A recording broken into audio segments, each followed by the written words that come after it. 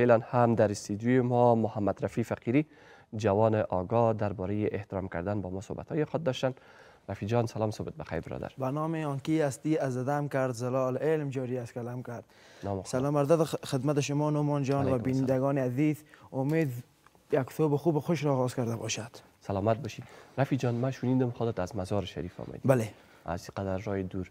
خودت زیاد به رسانه فکر کنم علاقه‌مند هستی. بله به رسانه علاقه داریم، دیگر رسانه هم رفتیم. و امروز صبح کابل چطور بود برات؟ خوب بود صبح کابل. یکم هوا خراب است، آلوده است. خوب بود. از مزار خوب است. بله. او هم چیز دیگه. یکم برف و باران زیاد است. رفیع جان چطور موضوع احترام کردن خودت امروز انتخاب کردی؟ موضوع احترام کردن صحبت کردیم در ما که در شهری که زندگی میکنیم. احترام کردن رو که نداره چیزی.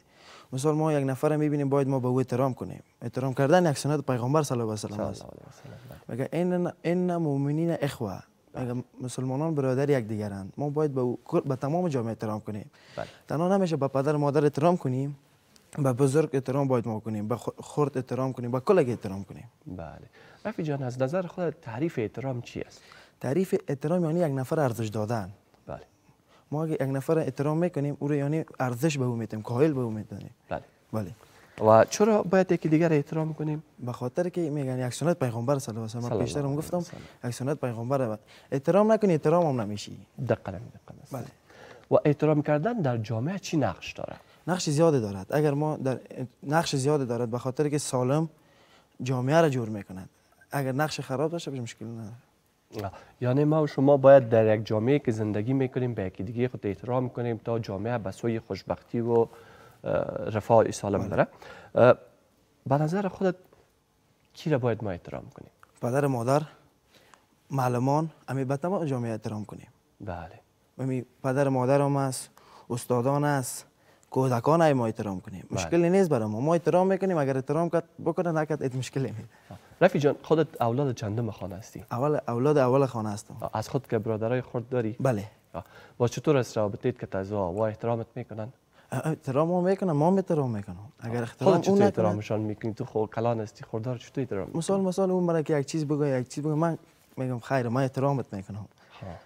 پیغمبر صلی الله علیه و آله گفته کسی که احترام نکرد تو احترامش کن. میشرم اگر احترامش کنی. من مثل پیغمبر صلی الله علیه و آله گفته اگر او احترام نکرد تو احترام کو بشرمه. بله. باید به کل احترام کنیم. احترام کردن سنت پیغمبر صلی الله علیه و آله. و مادر پدر خدا باید چرا احترام کنیم رفیع جان؟ به خاطر مادر پدر احترام کنیم و زحمت تکشیده. به او که احترام نکنید فایده ندارد. در دنیا باز نمیشه. باید ما به پدر مادر احترام کنیم. و خودت یاد کردی که باید استادای خدا احترام کنیم. بله ما در مکتب هستیم، در مکاتب هستیم. ما استادان احترام میکنیم، حتی شاگردای مکتب احترام میکنیم. مدیر مکتب، سرمعلم مکتب ما باید احترام کنیم. بله. اگر احترام نکنیم خرابی میکنه بیخی. رفیع جان در یک جامعه اگه احترام نباشه چی میشه؟ اگر احترام نباشه در یک جامعه خراب است دیگه. باید احترام باشد. بله. و امروز خودت چی حس میکنی که در جامعه‌ای که فعلا ما زندگی میکنیم چطور از مردم احترام یکی دیگه خدا میکنن، احترام متقابل به یکی دیگه دارن؟ با خدا دیگه در این جامعه میبینیم یکم 80% احترام مردم دارد. این سرک میری در راه میری ولی یک نفر احترامت کنه. بله. تو یک سلام میدی سلامت و علیک نمیگیره. بله. باید سلام و علیک بگیره. السلام علیکم و رحمت الله و برکاته. بگو و علیکم السلام و رحمت الله و برکاته. بله.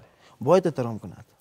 بله. و خودت در آینده چی میخوای شوی؟ من در آینده میخوام ژورنالیسم شوم. ژورنالیست میخوای شوی. و موضوعات مهمی که در یک جامعه است او را به گوش مردم برسانی. به گوش مردم برسانی. رفیع جان درباره احترام کردن من میخوایم یک چیز را پرسان کنم. زیاد از کسا حس میکنه که من قابل احترام هستم، من لیاقت از این دارم که احترام باید شم. از نظر خودت چی رقم اشخاص هستن؟ او اشخاصی که هستن میگه یعنی من احترام شوم، اون نفری که میگه من یعنی چیزی هستم، اون چیزی نیست. اگر خودش به اون نفر دیگر متقابل احترام کنه او هم احترامش میکند. بله. احترام باید کنیم تا باید احترام شویم. درست است؟ اگر احترام به یک نفر نکنم، مثلا به استاد ما احترام نکنم، او به ما احترام نمیکنه. بله. اما تاس یعنی بله.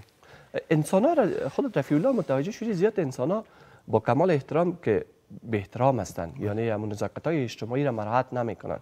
این رقم اشخاص در جامعه کدام جایگاه را دارند؟ جایگاه خراب دارند. بله.